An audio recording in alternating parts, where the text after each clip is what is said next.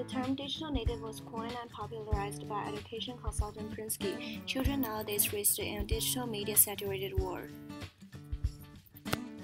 require a media-rich learning environment to hold their attention, and Prinsky dubs these children digital natives. In contrast, those who were not born in the digital world but have, at some later point in their lives, became fascinated by or adopted many or most aspects of the new technology are called digital immigrants.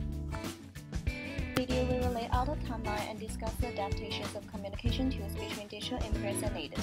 Through concrete examples and comparison, we will see the differences in regards to method of communication and digital application in our lives. Changes have been rampant throughout our grandparents' generation, perhaps the biggest being in technology. Whether it was a cell phone or computer, technology has drastically changed over their lifetime.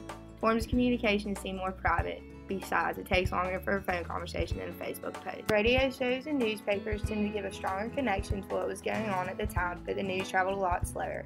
In terms of education technology, things would prove to get a lot better throughout our grandparents' generation. From blackboards to smartboards, our grandparents are now able to get education at the tips of their fingers. In 1981, IBM was the first mainframe manufacturer to develop a PC for the first educational programs for personal computers. 25% of high schools use PCs for college and career guidance. Most of our parents were in late middle school, high school, or beginning college. Handheld mobile phones then became widely used and was one of the first mobile ways. Technology started to rise. Newspapers were still heavily used for social media, but now students were relying more on television.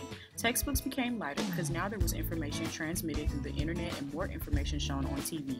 Schools rarely continued the use of chalkboards and relied heavily on dry erase. Generation is made up of digital natives. Technology is a large part of who we are as people. Communication has shifted from face-to-face to phone calls to mostly text or messaging apps.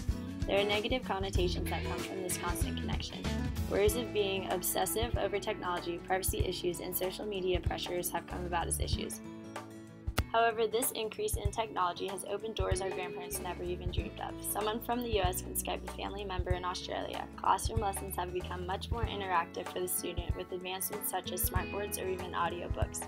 Even though there is an increased reliance on devices and technology as a whole, methods of communication have been put on a global scale. Differences in communication methods among digital immigrants and natives are attributable to the different technology that has been available to each generation. These differences show how our communication system has improved and has become much more efficient than ever before.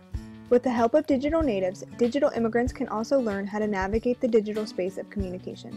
It has become common practice for adolescents to teach their parents and grandparents how to communicate using cell phones, computers, and tablets. In this way, digital natives can learn and collaborate with digital immigrants to communicate in the most effective and efficient way possible. Digital communication has forever transformed the way we collaborate and communicate with others in such powerful and dynamic ways. Created using Powtoon.